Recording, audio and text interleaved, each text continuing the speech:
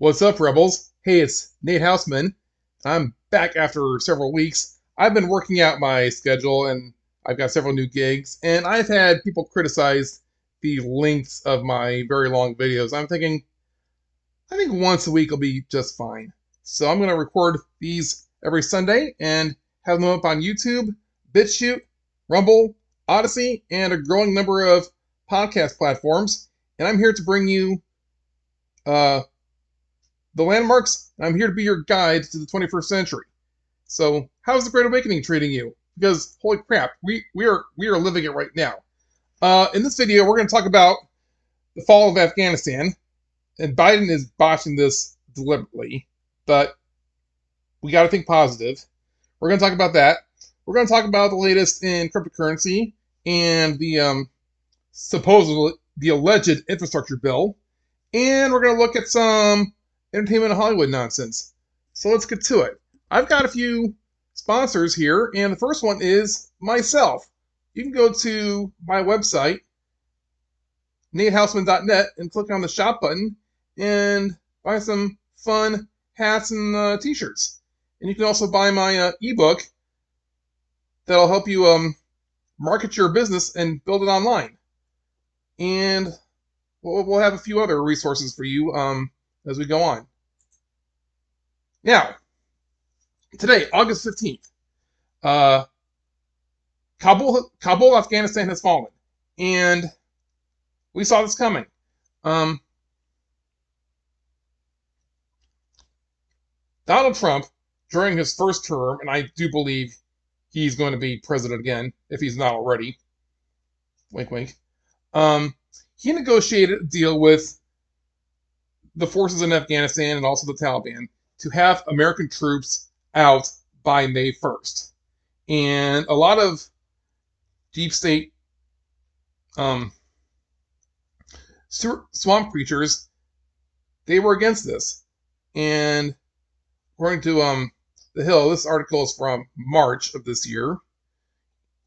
Top Dem, dangerous to withdraw from Afghanistan by May 1st.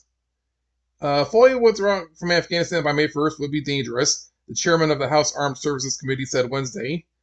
At an event hosted by Foreign Policy Chairman Adam Smith, a Democrat of Washington, added that based on his conversations with the Defense Secretary Lloyd Austin and National Security Advisor Jake Sullivan, these are part of the alleged President Joe Biden's administration, the general feeling in the Biden administration is that the deadline is too soon to withdraw.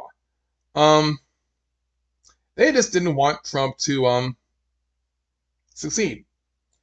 And what's important in diplomacy is, I've said this on Facebook, one of the first rules of diplomacy is you don't go back on a deal. Trump had a deal to leave by May 1st. Biden decided to move that to September 11th, of all days. And that really just obliterated America's credibility with the people of Afghanistan. We lost our moral authority, supposedly, and the Afghans thought, you know what, screw it, let the Taliban roll in. Like, are we better off with or without? So, Senator Lindsey Graham, Republican, and I'm not sure if I take him seriously, but he does say Biden is paving the way for another 9/11 with Afghanistan withdrawal.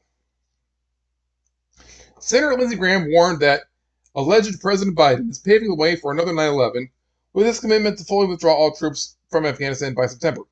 With all due respect to Mr. Biden, you have not ended the war, you've extended it, the Republican said during the Capitol Hill press conference. You've made it bigger, not smaller. Biden announced Wednesday, and this article is also from April, Biden announced that he would pull out all American forces, totaling about 2,500 by September 11th, 2 decades after the deadliest strike on U.S. soil since Pearl Harbor took place. The new date set by Biden actually pushes back the May 1st deadline established under a peace agreement between President Donald Trump and the Taliban last year, which Graham also criticized.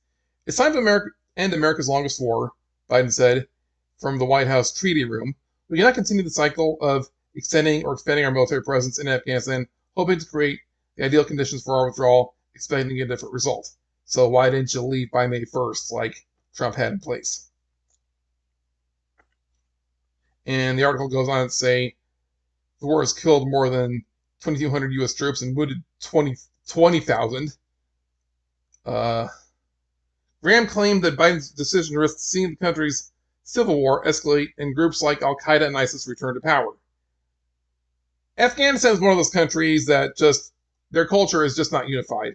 I mean, they have like common like national identity, but I don't think they really have any sense of central authority.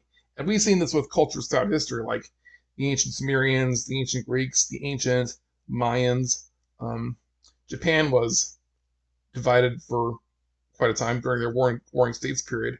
A lot of times, countries, national identities, they're just divided into city-states or fiefdoms controlled by warlords or local kings. And maybe that's just what Afghanistan is going through right now.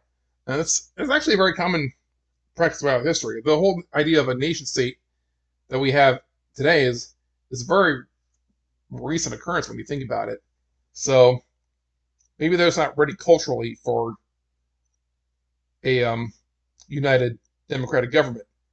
Maybe they need to work out their differences with each other. New York Post reports critics slam Biden's long weekend in silence as Afghanistan falls to the Taliban. This is from August 13th, Friday. Republican leaders are slamming President Biden for taking a long weekend out of the public eye as major cities fall to the Taliban in Afghanistan. Yeah, Biden is on vacation at Camp David. Biden on Thursday sent 3,000 U.S. troops to Kabul to evacuate embassy workers as the Taliban seized Herat and Kandahar, Afghanistan's second and third largest cities, but he hasn't commented publicly on the crisis since Tuesday. House Minority Leader Kevin McCarthy said Friday that Biden must immediately focus all efforts on making sure there's a plan to safely extract all American service members and civilians still remaining in Afghanistan. And there's a picture of a Chinook helicopter today lifting people out of the embassy in Kabul. And they're saying, oh my God, it looks exactly the same as the evacuation of Saigon in Vietnam. Now, should we have gone to war in the first place? We thought so at the time. I mean, radical Islamists, they murdered almost 3,000 of our citizens on September 11th, 2001. I remember that day. I remember it was a Tuesday. I was in college, and it was just shocking. So we knew we wanted justice. We knew we had to take out the enemies who attacked us, and that was Al Qaeda, and they were hiding out in Afghanistan and being supported by the Taliban. That's what we thought at the time. With Trump's first term, negotiating peace deals all around the world with places like several Middle Eastern countries, making peace with Israel, of all things, making peace with North Korea. We conservatives used to criticize, negotiating, but that didn't take into account Trump's style of negotiating and deal making. You always have to have leverage. You always have to have some sort of like economic incentive or trade incentive, some sort of deterrent, some sort of big stick other than your military and violence. And that's what Trump did. And one important part of negotiating a dispute is getting to the root cause of your problem and solving that problem and understanding whether someone is acting in good faith or not. A lot of negotiations that, the left talked about during the run-up to the Iraq War. They wanted to negotiate and say, hey, Saddam, we want to have more time to inspect your, weapons facilities or your labs. And that was just, talk, small talk. If you really want to negotiate a deal, you got to get to the underlying problems or issues that are driving someone else. You don't have to go to war with them.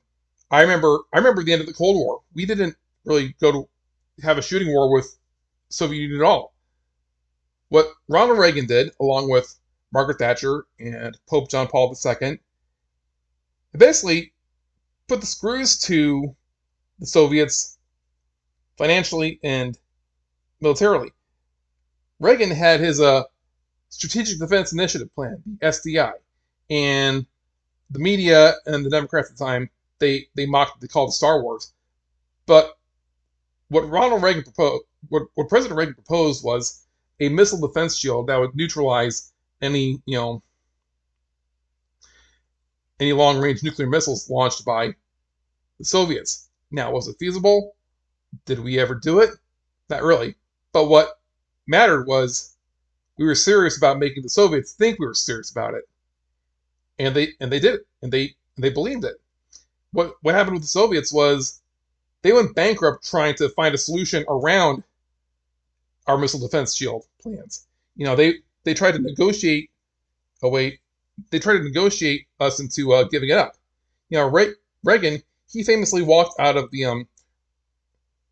the peace talks at Reykjavik, Iceland, when Gorbachev suggested, "Hey, we'll do this and this and this as long as you scrap your SDI." Reagan negotiated from a position of strength, and he had Margaret Thatcher, the Prime Minister of the UK. She was rallying all the governments in Europe, saying, "Don't give up your own nuclear weapons. Don't fall for the nuclear freeze movement, which is saying like no nukes, peace in our time. You got to keep your defenses up because the communists want you to disarm unilaterally." And what the Pope did, John Paul II, he got the Catholic Church to support a few different like dissident movements inside the Iron Curtain, particularly in Poland, which was his home country. And they pretty much cut off the communist power structure without really going to war with them. And that's what, and we can learn that, we can take some of those lessons today. I mean, we've got China really trying to infiltrate our cultural institutions like Hollywood, the universities. We know about all the Chinese CCP spies who were like entangled with a lot of government and corporate officials in both government and private companies. They're following, Sun Tzu's, they're following the art of war. You win the war before you even fight. You create conditions where you win before we even start fighting. And I think what Trump intends to do is expose all of this corruption, let the deep state, let the central banks just, expose themselves by doing these blatantly crooked practices, and empower the people to take charge. Say what you will about the vaccine, whether or not you think it's safe or not. The fact that Trump got it out as soon as he did took the pandemic off of the table. The deep state wanted the pandemic to last years, because that's why they focused so hard on a vaccine, because they thought it would take like 5 or 10 years to get it out. The same with Trump negotiating peace deals all around the world. He took war off the table. With war and the pandemic off, neutralized as distractions or cover stories, the deep state doesn't have any legs to stand on. So, and that's what we're going through. Think how many revelations we've had this year. We've had GameStop stock exposing Wall Street. We've had Hunter Biden's art career probably exposing the whole modern art and fine art methods of bribery and money laundering. What else? We're having a second go at the Me Too movement, exposing Hollywood sexual abuse, and we have a couple stories about that later tonight. Just think, we've learned so much just in this year, and the time is gonna come where we're gonna have to like go into Normandy mode and take action. So we're not gonna rid ourselves of the corruption right away, but really what's happening here is Trump set the deep state and the central banks back so far. They have to catch up to get back on their schedule, and they're lashing out. They're desperate. We should be super angry about the fall of Afghanistan, but we need to think positive because the enemy is lashing out because they know they're losing. So before we move on, let's talk about a couple ways to support my channel. I have an affiliate link to DreamHost. If you have a small business or if you're trying to have a freelance business of your own, try to live on your own terms, you need a website. And DreamHost is my choice for hosting your website. Sign up, get a domain name, and have your website on a free speech platform. That is DreamHost. And once you do, you can follow the link to one of my other resources, Fiverr. Fiverr is a place where you can hire a freelancer or maybe become a freelancer in your own way. And you can find someone to build your website for you. You can find gigs to do just about anything. You can find someone who can give you trade signals if you want to invest. You can find someone who can write for you. Or if you want to do any work, get on there yourself. Let's move on. Let's talk about the so-called infrastructure bill. Senate passes infrastructure bill and budget framework. Here's what happens next. This is from Wednesday, August 11th. Now, the bill is not a law yet because it has to pass in the House also. And whether that'll happen, it's probably a few months away, according to this CNBC article. But look at this. Democrats' $3.5 trillion spending package. The House is unlikely to pass either proposal for months, as Speaker Nancy Pelosi says she will not take up one plan without the other. So, Democrats will have to navigate pressure from centrists and liberals within the party, along with opposition from Republicans, as they try to get both bills through Congress. Now, I think 18 Republicans in the Senate voted for the bill, and they're done. If we need $3.5 trillion for infrastructure, you gotta wonder what all that is going to. And you can probably go to the Congress's website and look at this if you knew the House bill name. But after all the crap that we've seen from Biden and other Democrats, how much you want to bet a lot of this is just pork and a lot of bribery and money laundering to certain interests and certain governors. They talked about cryptocurrency and trying to regulate that, which in the next article we'll see is just a sign that the government takes cryptocurrency seriously. And let's see. Democrats, let's read the article. After months of wrangling, the Senate just passed a $1 trillion bipartisan infrastructure bill and budget resolution calling for $3.5 trillion more in spending. The path ahead will not get any smoother for Democrats trying to shepherd alleged President Joe Biden's mammoth economic plans through Congress. What we're doing here is not easy, Senate Majority Leader Chuck Schumer, Democrat in New York, said early Wednesday. Democrats have labored for months to reach this point. There are many labors to come, but I can't say with absolute certainty that it will be worth doing. Okay. Schumer and House Speaker Nancy Pelosi, a Democrat California, have a clear checklist in front of them. The House has to pass the bipartisan infrastructure bill, send it to Biden for his signature. Democrats' separate plan to expand the social safety net and promote clean energy will require more steps.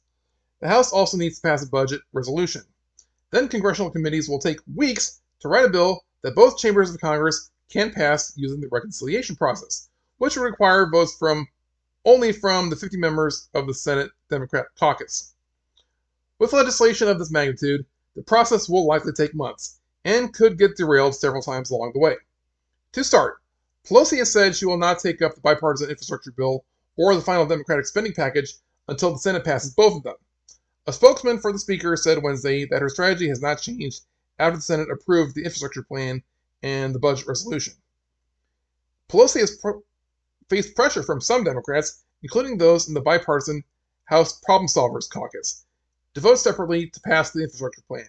She has tied the two packages together to keep her whole caucus on board, as centrists grow wary of additional spending and progressives say the bipartisan plan is inadequate.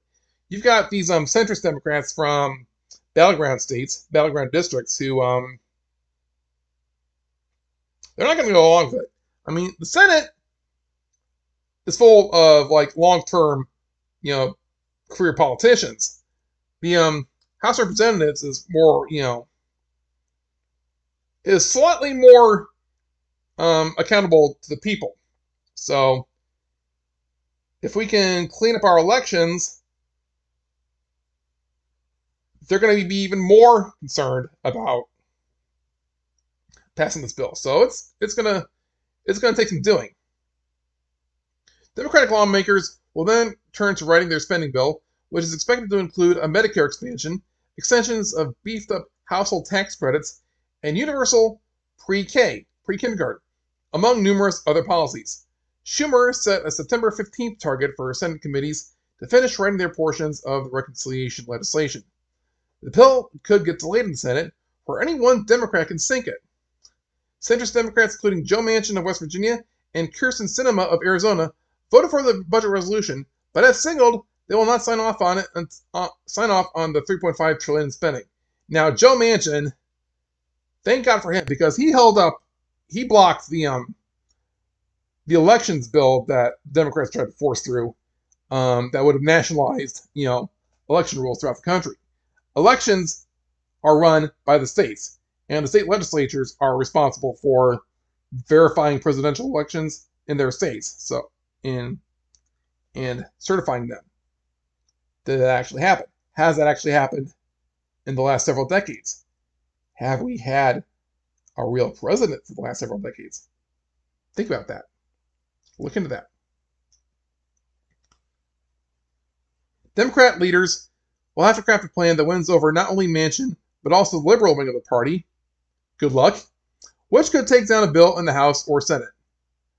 Progressives have said that the reconciliation bill needs to do more to combat climate change and buoy households than the bipartisan compromise did. If Democrats cut too much from the $3.5 trillion package to appease centrists, they lose risking support from the other end of the party. As they navigate inter-party disagreements, Democrats will also have to head off a barrage of GOP attacks on the reconciliation package. On Tuesday, Senate Minority Leader Mitch McConnell, Republican from Kentucky, said, "This reckless taxing and spending spree is like nothing we've seen." Republicans aim to make the vote as difficult as possible for Democrats as they try to win back control of Congress in next year's midterms. And that's possible thanks to the Arizona audit and more audits happening in more states, and also Mike Lindell's Cyber Symposium. I'm not going to talk too much about that because YouTube doesn't like to talk about the election, but going over to Rumble and just type a symposium into the search box and sit back and feel your jaw drop. So, moving on. We're going to CoinDesk. And they're talking about the cryptocurrency provisions in the infrastructure bill. Now, the last article said we still might not pass this bill. So, but even as crypto lost a battle over taxes in Congress this week, it felt like a victory because the government is taking cryptocurrency seriously. So Michael J. Casey writes, when the conversation section in last Friday's newsletter covering the swirling congressional debate over the crypto provision in the U.S. Senate infrastructure bill, it was already a big story. But what happened over the next 3 days took it to a new level. Officially, The debate ended in a loss of the crypto community, but as this week's column points out, it actually played out as a positive watershed moment in the technology's public profile. As the column highlights, the legislative battle captured a new versus old struggle. That's also the core theme of this week's podcast episode, whose new hook is the 50th anniversary of one of the most important and underappreciated events in the second half of the 20th century, the removal of the dollar's peg to gold on August 15th, 1971. Today is a huge anniversary. The dollar was taken off gold 50 years ago. And I shared a little picture on my Facebook showing the rate of growth in productivity and the much lower rate of growth in employee worker compensation. And the divergence happened in 1971 or 1972. That's when the dollar was taken off gold. The American worker has not had fair wages since then. Their buying power has eroded ever since we went on fiat currency, and that's why, boomer parents are arguing with their millennial kids over getting a job, sticking with an employer, or even over communism versus capitalism. All the complaints that the left has against capitalism can be traced back to the central bank and their fiat currency system. Otherwise, if we had a true free market, we'd be a lot better off. All right, Congress gives crypto a gift, the moral high ground. Every now and then, a loss can be viewed as a victory. That's how the author feels about the crypto community's prodigious but ultimately failed attempt to get the Senate to amend a highly damaging cryptocurrency surveillance provision in its infrastructure spending bill. The episode, with a made-for-Hollywood plot in which thousands of highly motivated activists were, in the end, obstructed by a single, self-interested senator, has made it easier to tell crypto's story of inexorable change. The industry is now armed with the same basic narrative that revolutionaries and activists have carried throughout history, one of a persistent struggle that will eventually be victorious when the old inevitably gives way to the new. As my colleague Emily Parker noted this week, the crypto community needs to get better at telling its story. Even as Bitcoin advocates keep touting the benefits of a decentralized peer-to-peer exchange and a provably scarce store of digital value, the idea has mostly failed to resonate with a large enough swath of the general public.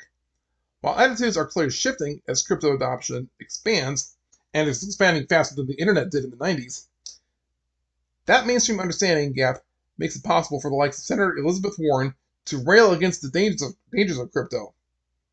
But the past week feels like a turning point. It started out with Senator Rob Portman, Republican from Ohio, inserted a provision in the infrastructure spending bill that would increase the tax reporting requirements of cryptocurrency exchanges and capture an estimated $28 billion in new tax revenue as a contribution to the bill's $1 trillion plus price tag. The biggest problem with the provision was the sweeping catch-all language of what constitutes a broker, which crypto industry lawyers argued would be prone to wide interpretation, potentially capturing miners and open source developers in an obligation to report to the Internal Revenue Service. As we argued in an editorial on Monday, the provision as written raised the specter of draconian surveillance of people's day-to-day transactions, would drive crypto innovation offshore, and was quite probably unenforceable. Grassroots action. Almost immediately, crypto advocacy groups including Coin Center, the Blockchain Alliance, the Digital Chamber of Commerce, and the Association of Digital Asset Markets sprung into action. They managed to convince Senators Ron Wyden of Democrat from Oregon, Cynthia Lummis, a Republican from Wyoming, and Pat Toomey, Republican from Pennsylvania, to sponsor an amendment that would narrow the responsibility for reporting to exchanges providing custodial services to their customers and exempt miners and developers from its requirements. The bipartisan nature of that sponsorship was key. With the aid of some savvy social media campaigning by Fight for the Future, these groups successfully motivated thousands of crypto enthusiasts to call, email, and tweet their senators, urging them to embrace the Wyden-Lummis Toomey Amendment. This mass action made it clear that while the lobby groups themselves are funded by crypto enterprises, the real power comes from crypto investors and others engaged in the industry who are strongly motivated to participate in grassroots campaigns. It gave the feel of a popular message, not just one coming from vested interests. The campaign was immediately impactful. Lawmakers from both houses of Congress and across the political divide started weighing in support of the amendment and criticizing the original provision as a threat to American leadership and innovation and as a breach of privacy. Even Portman himself acknowledged that the Senate should look at tweaking the provision's language to remove its ambiguities. His first formal attempt to fix it, a competing amendment co-sponsored with Senators Mark Warner and Kyrsten Sinema of Arizona. Hey, we talked about them earlier. Talked about her earlier. In line with the White House and Treasury Department's wishes, arguably did more harm than good, as it tried to distinguish between proof of work and proof of stake in a clumsy attempt to keep developers of the latter within the purview of the law. But eventually, the three of them reached a deal with Wyden, Loomis, and Toomey, drafting a new amendment Monday that all six senators were happy with, and that crypto advocacy groups such as the Coin Center said they could support. Just getting to that point was an impressive achievement for the crypto community. What happened next was almost comical. To put a consent vote requiring 100% approval, the new amendment won the support of 99 out of 100 senators. The holdout was Richard Selby, a Republican representing Alabama. He refused to sign unless an initial $50 billion defense contracting provision was added to the bill. That was rejected by Senator Bernie Sanders, and so the do-or-die amendment vote failed, which meant the bill's original crypto provision remained intact, despite universal recognition of its problematic wording. Shelby even acknowledged that it was flawed. Many in the crypto community speculated that Shelby was more motivated by protecting the interests of his Wall Street donors than the defense industry. After 35 years in the Senate, he is due to retire in 2022, feeding a conspiracy theory that, in doing the anti-crypto bidding of bankers, he was paving the way for his staffers to get jobs on the street when he leaves. Whether true or not, the image of a white elderly man who has occupied his office since the Cold War, petulantly refusing to support sensible legislation that's pro-innovation and designed to maximize long-term tax revenues, all because of his narrow special interest, is just what crypto needs. Juxtaposed against the grassroots campaigning of tens of thousands of crypto enthusiasts around the country, many of them many generations younger than Shelby, his stubborn resistance has become the perfect image of the old guard resisting change to protect its own interests. It speaks directly to the very problem of centralized gatekeepers that Bitcoin and other blockchain technologies seek to get around. If crypto advocates need an image with which to illustrate that problem, it could be better. What could be better than that of an aged, out-of-touch senator captured by corporate interests, blocking the wishes of every other senator? In this case, he literally is the 1%. Now, as the fight over the bill goes to the House of Representatives, the community is rightfully invigorated. Sure, there will be plenty of resistance from other self-interested congressmen, which means this stupidly worded crypto provision could yet still become law. But even if that happens, the moral victory has been won. Once fringe-dwelling crypto community finds itself legitimized, it will eventually result in a policy environment that is constructive to the industry.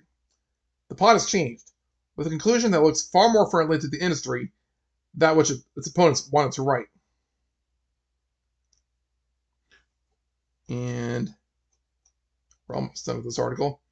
In the midst of a mania for pudgy penguins, CryptoPunk, and bored apes, I talk, of course, of not. Oh, wait a minute. Is this a separate article? Yeah, that's a separate piece. So there's that. Let's see what the crypto market's doing. We're still on CoinDesk.com. Market wrap. Ethereum keeps burning and the price is hot. The largest cryptocurrency by market value was trading close to its highest level in more than 2 months. So, hey, cryptocurrency is booming. And I saw this for myself when I looked at every few hours when I check my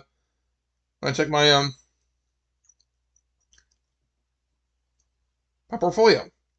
Bitcoin's price rose Friday, back above $46,000 after dipping as low as $43,800 the prior day.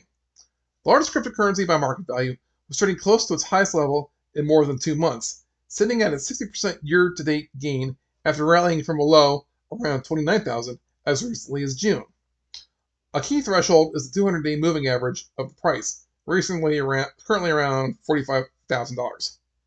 The 200-day moving average is pivotal in the day trader's mind, said Matt Blum, head of trading for the digital asset firm Equinix. He wrote in his daily newsletter.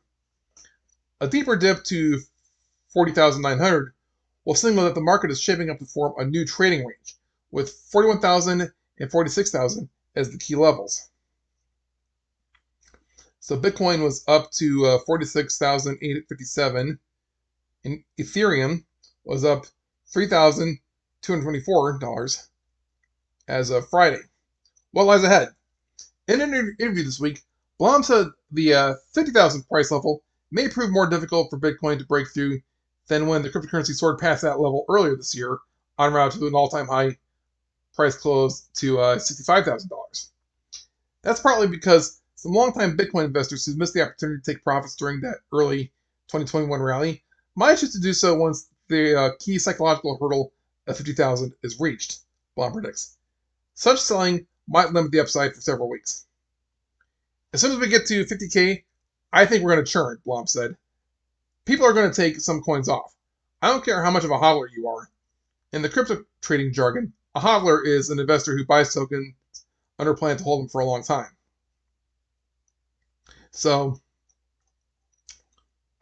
I think the previous article is right. Cryptocurrency is becoming more and more legitimized as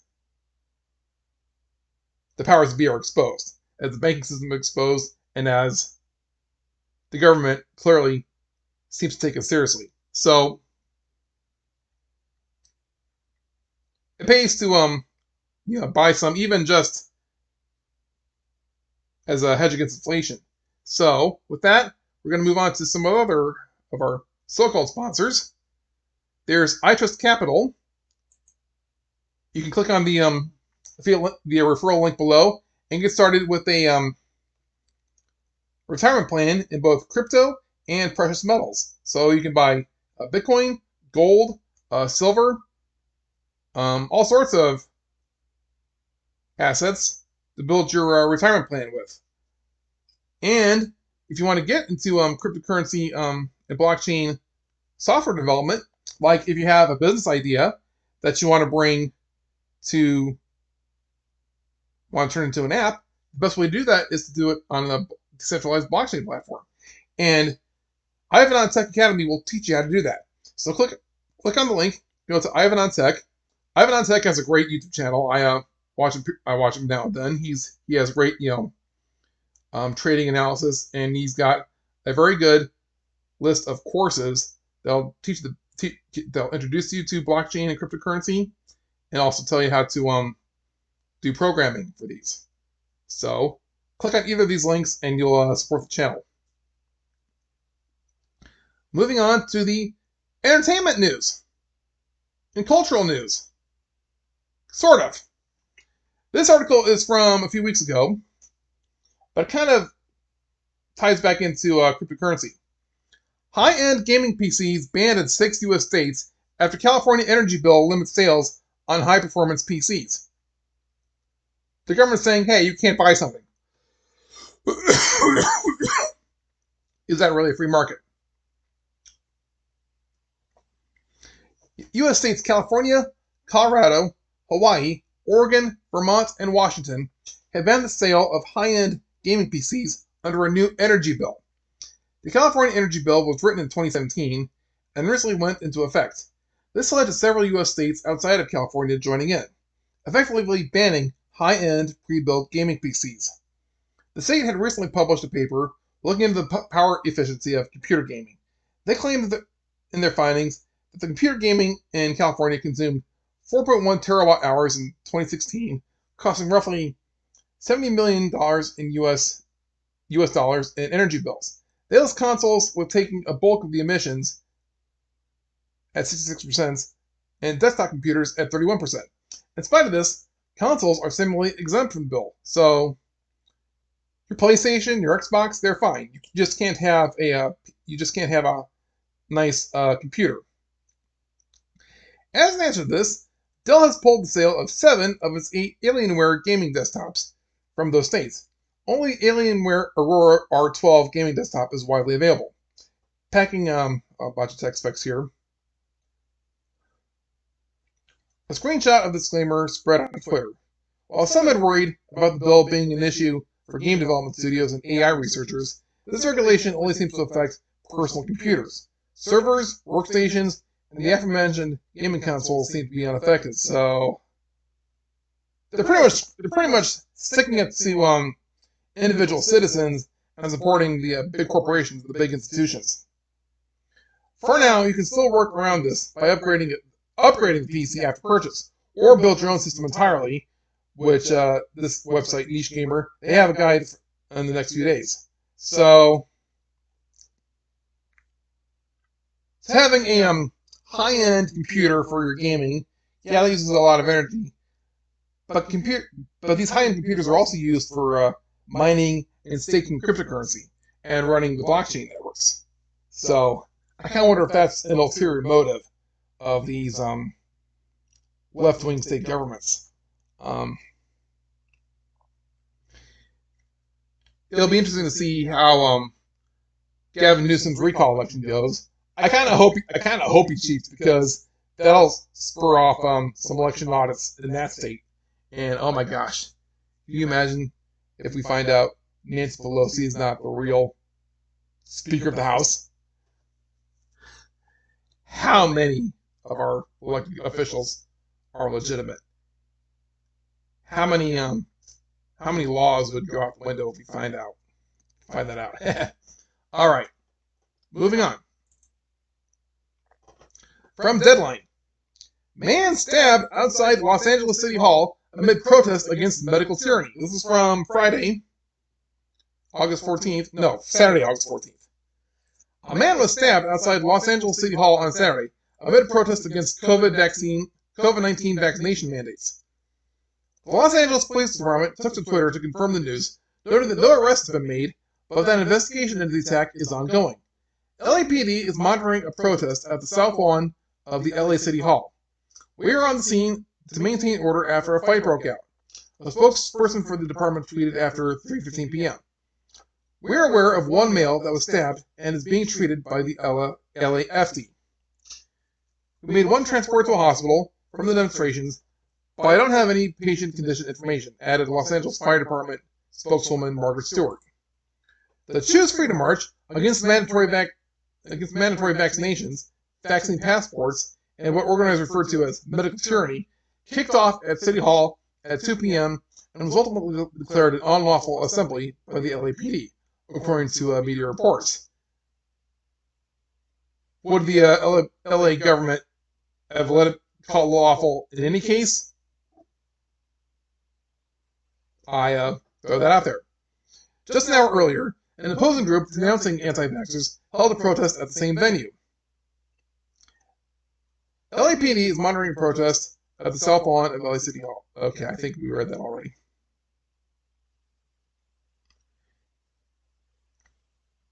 So, what I said earlier, whether or not you think the vaccine is a good thing, it's good that President Trump got it out, because that takes the pandemic off the table as a deep state cover story. Now, what the deep state and the tyrants are doing now is they're trying to arm twist and see what they can get away with as far as medical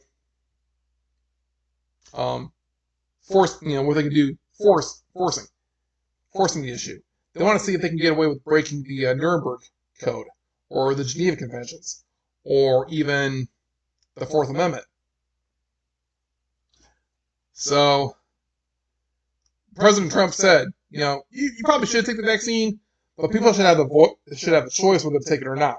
So, that's what I think the real issue is. They're trying to see what they can get away with, and they're trying to set some precedents here.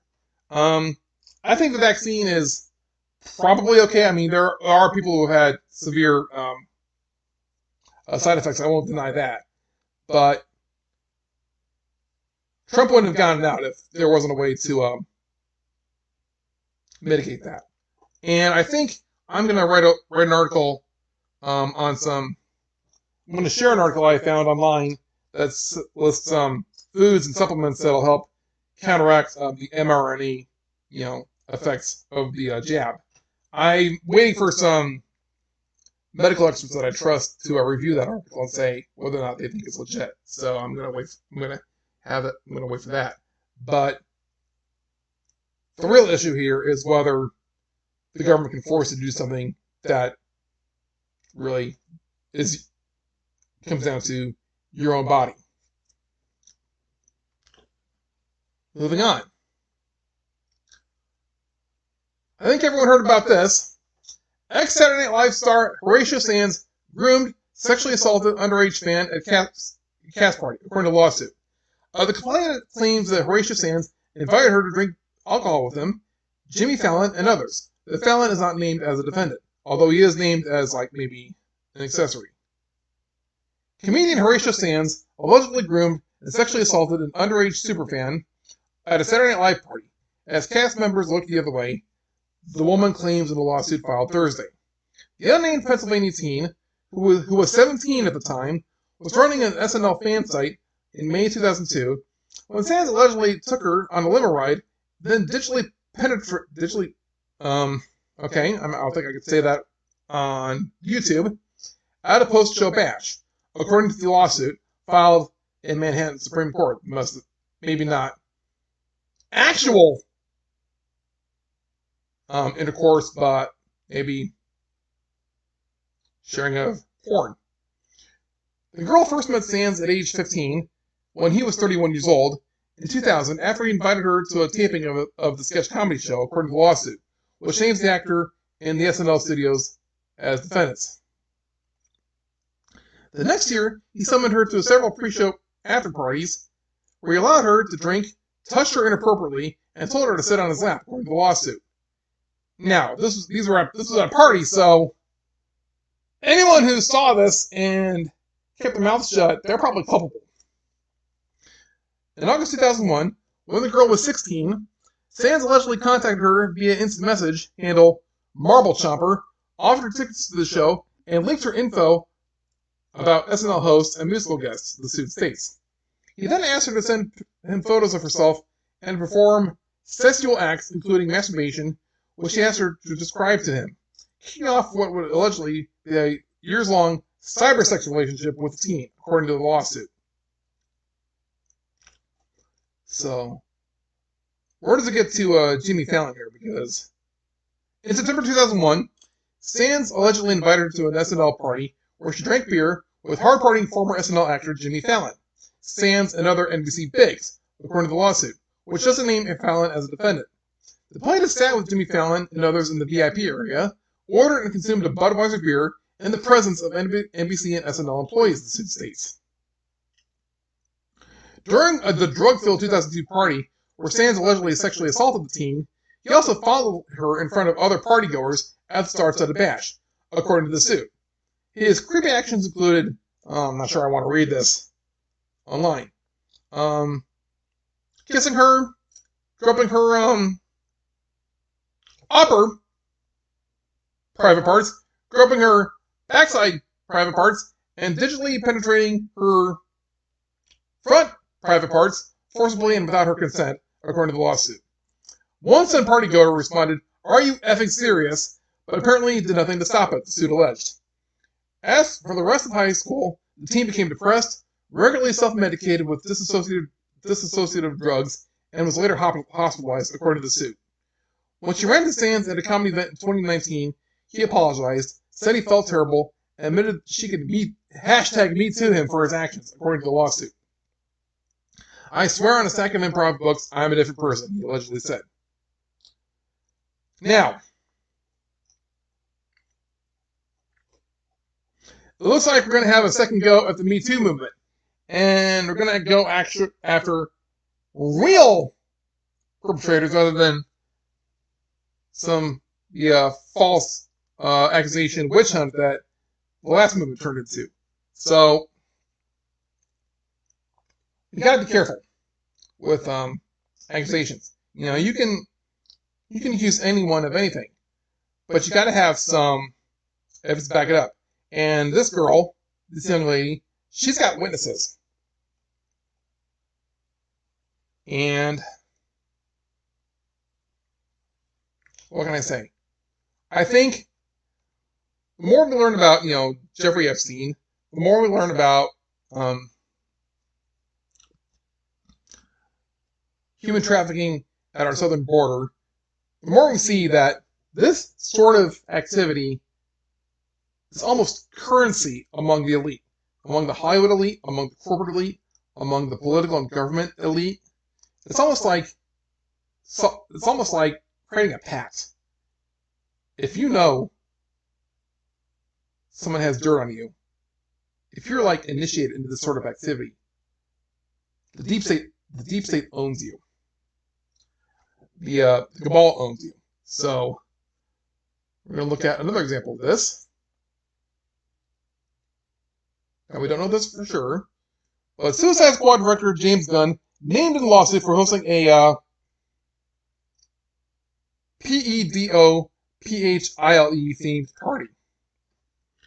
Suicide Squad director James Gunn has been named in a lawsuit against mindless self-indulgence lead singer James Uringer, aka Jimmy Urine, for hosting a naughty-themed party.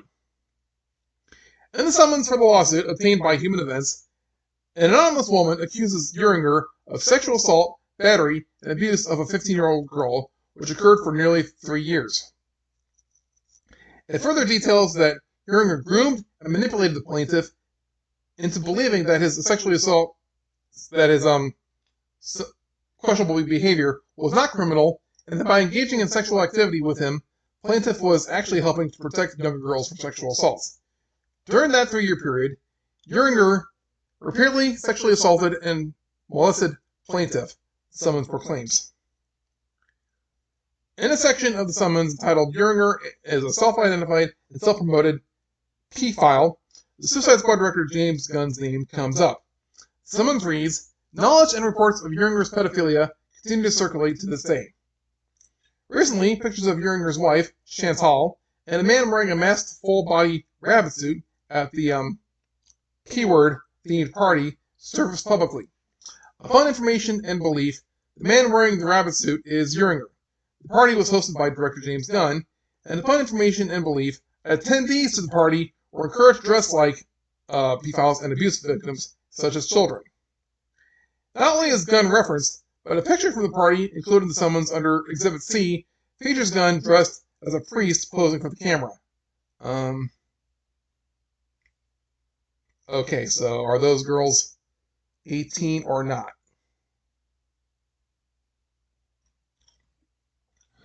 That's a tweet by Ian Miles Chong.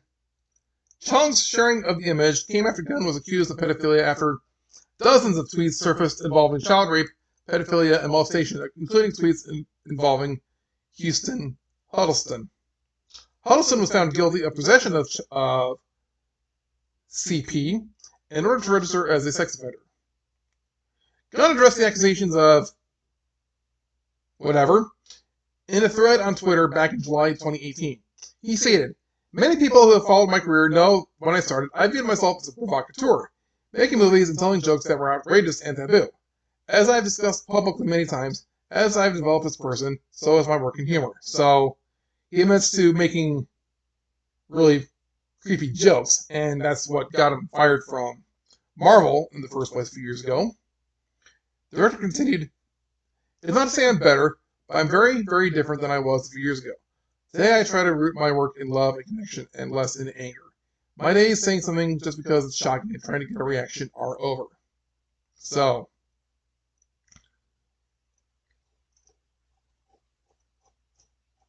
he's a weirdo. Now, do we like weirdos? Certain types. I mean, you got it. Should I even say that?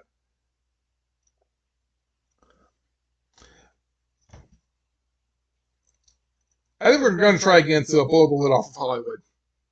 You know, you hear about child actors who grew up to become total wrecks. They They do drugs. They they die young, and you kind of gotta wonder what they went through. Like I said, it's probably a network of blackmail and secrets. Now, we're getting close to the end here. It could be that Bob Chapek, the CEO of Disney, is trying to turn things around. Disney CEO Bob Chapek described Shang-Chi theatrical release as an interesting experiment after Black Widow and Jungle Cruise bomb at the box office. Disney CEO Bob Chapek recently described the upcoming theatrical release of Shang-Chi and The Legend of the Ten Rings as an interesting experiment. This is one of the latest Marvel movies that's coming up. Shang-Chi's a very little-known Marvel hero. He was originally based on Bruce Lee back in the 70s, but only the most dedicated comic book nerds know about him. Chapek's comments came as he participated in a Q&A session following the Walt Disney Company's Quarter 3 2021 earnings results webcast. As transcribed by The Motley Fool, Chapek was asked by MoffettNathanson analyst Michael Nathanson, "I want to understand how the company is thinking about near-term theatrical releases given the steep fall-off in second-week box, rise of the Delta variant, international markets still unopened, so why not delay or pause release schedule?" Chapek responded to the first question.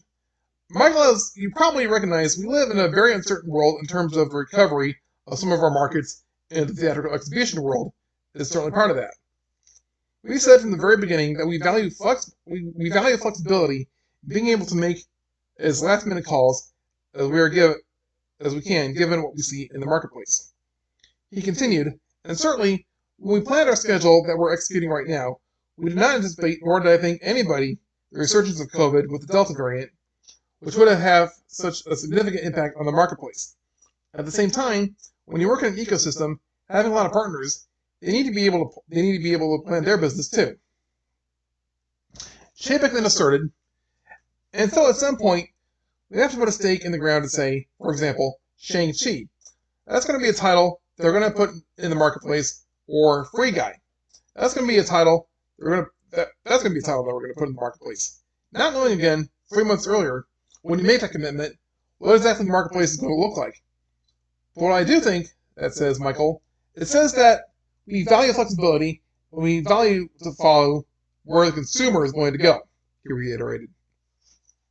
Chapek then stated, "While some of that's certain, I think in terms of relative to where the rest of the market is, you see that we've got more flexibility in terms of how we program. And nothing is in stone because the marketplace is rapidly changing. What that means is movie theaters are dying out, and people are moving to streaming. We've talked about this on the show before. A lot of people know about Scarlett Johansson's lawsuit against Disney because she was promised a certain amount of revenue from theater ticket sales. But Disney went ahead and released the Black Widow movie at the same time on Disney+. They basically went back on their deal. Now, she could have, settled out of court. She could have, renegotiated a deal behind the scenes, which I understand is very common.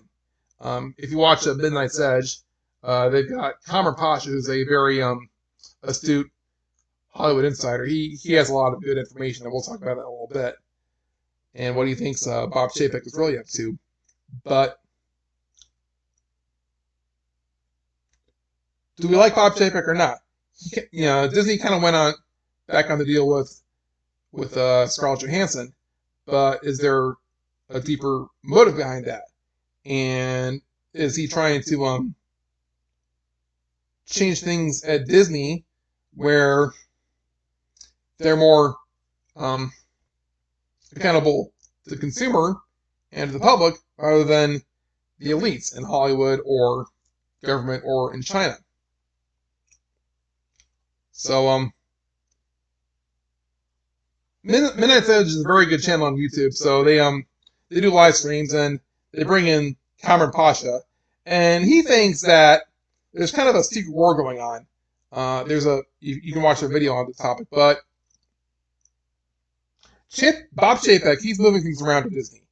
He's kind of taking authority away from the department heads like Lucasfilm and Marvel, and he's moving it over to the distribution and merchandising divisions of the company. And you would think, and a lot of entrenched Hollywood players think, oh, he's taking power away from the creative types. What he's really doing is moving power back to the consumer, because the distribution and merchandising, they're more in tune to what the public wants. Like the buying public, they buy merchandise, they buy toys based on popular characters. They buy tickets to the theater or to Disney Plus. So they're gonna have more attention and information based on what the public wants through these divisions, and they're not going to follow the scripts by the far left and communist infiltrators that have run Hollywood for several decades. So I hope Scarlett Johansson is compensated fairly and equitably, but she and all the other Hollywood stars and big name directors and big name producers and talent agents, they need to realize it's going to be a new day. There's going to be things are changing in the entertainment industry, and power is coming back to the people. So there's that. And we're going to wrap up with one more fun story, and this makes me smile. Back to NicheGamer.com. Nintendo dominates entire Japanese top 30 chart for the first time since 1988. Nintendo Switch games have dominated Japan's top 30 list. The first time a single platform has done so since 1988 with the Nintendo Entertainment System, or the Famicom as it's called in Japan. Famitsu and Nintendo Life have reported the latest top 30 bestsellers in Japan. While Nintendo Switch games made up the entire top 10 the prior week, the week of August 2nd to August 8th saw games available on the Nintendo Switch in every top 30 slot. You can find the full list with their weekly in Japanese lifetime sales below. And the article goes to this. Out of the above list of games, only 7 of them are multi-platform.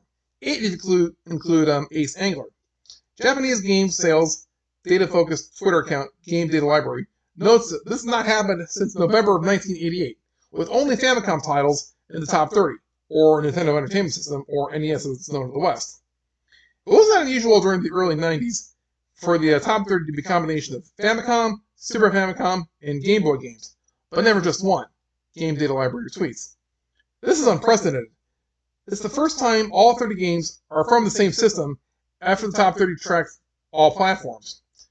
The Nintendo Switch has been a roaring success, recently achieving 89.04 million units sold.